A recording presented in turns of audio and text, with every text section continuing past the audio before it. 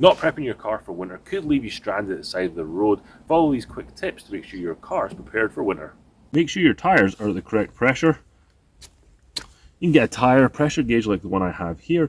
I do recommend that you do have your own tire pressure gauge because sometimes those inflators at the gas stations can be a little bit inaccurate. If you're not sure what pressure to inflate your tires to, open your driver's door and there'll be a little label here telling you the exact pressure you're meant to have your tires at. If you can, it's best to check the tire pressure in the morning. When you look at the label on the door, it will say cold pressure, so make sure that you're going off the pressure without driving. If you do need to add air, you could go to the gas station, or you could just get a tire inflator like this EAFC. I highly recommend you keep one of these in your car because you may get stranded somewhere where there is no gas station. That means you can get some air into your tire to get you home. It also has a handy USB and a light. The different models out there, but I will leave some link to the description below so you can check them out for yourself. Really handy tool to have. But our tires are at the correct pressure, which is fantastic. Now we need to make sure that our tires are actually safe to be on the road. Now we need to make sure our tires have enough tread so that they're legal to be on the road. I've got one of these tire depth gauge, really cheap and inexpensive. You get a set 2 for $5. Really easy to use. Push the centerpiece down, bring it onto your tire, and put it down, and it will read. And it looks like we have 30 seconds left. The minimum is 30 seconds, so we're getting close to maybe needing new tires. Maybe in another 5,000 miles we'll have to start looking at getting new tires.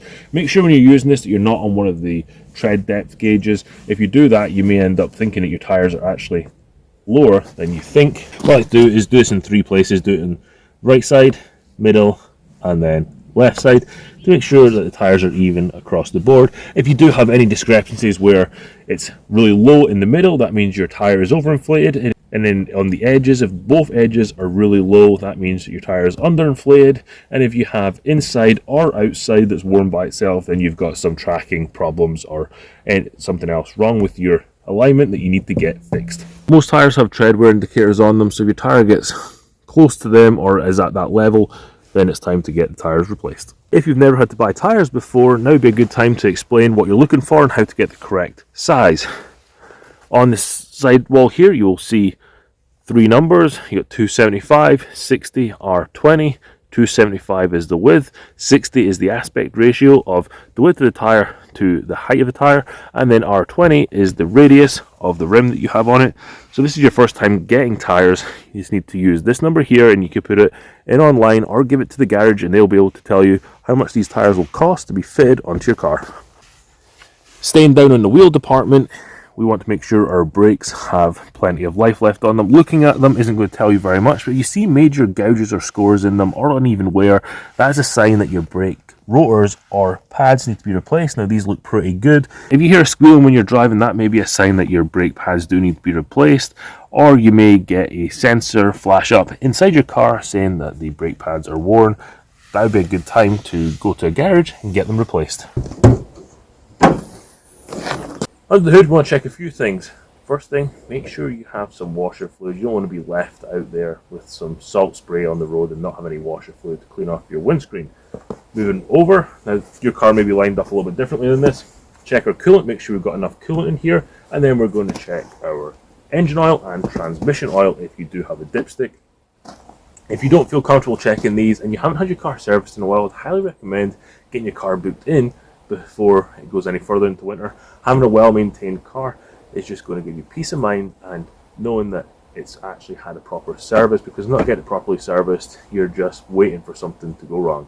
Be sure not to get the washer fluid mixed up with the coolant. I've heard of people doing that in the past. Washer fluid is going to have an emblem similar to this on it, and coolant is going to look a little bit like this. This is a pressure tank. And if your car hasn't had the air filter replaced in a while, make sure to do that at the same time you change the oil if you're doing that.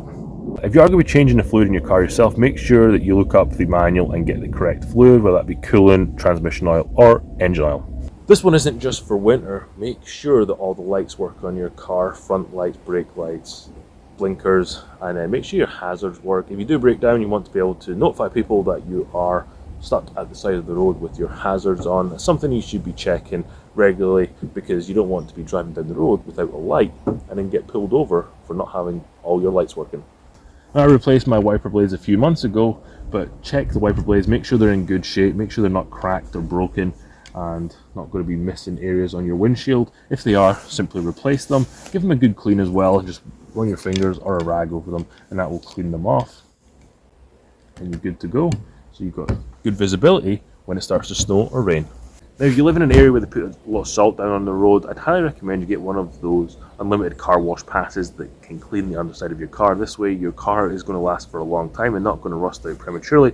Now, one season isn't going to affect this, but I like to get this washed every week or so that I can actually have confidence that the underside isn't starting to be eaten away by salt, because that's just going to completely wreck my plan for this truck. So I want to keep this truck for a long time. And the last thing I'd recommend you put together is an emergency kit, and this is something you should keep in your car at all times. Put a blanket in there, put an emergency medical kit, and I'd highly recommend that you have one of these battery jump packs. If your battery does die, this way you can jump it without having to rely on someone with jumper cables, because you may get stuck somewhere and not see a car for hours, but this way you can at least get yourself started and to safety without needing help from a passerby. And that's everything that I do to make sure my cars are ready for winter. If you do anything else, please leave it in the comments below so other people watching this video can learn from you. Thank you very much for watching. If you want to see more DIY content around the home, check out this video here next.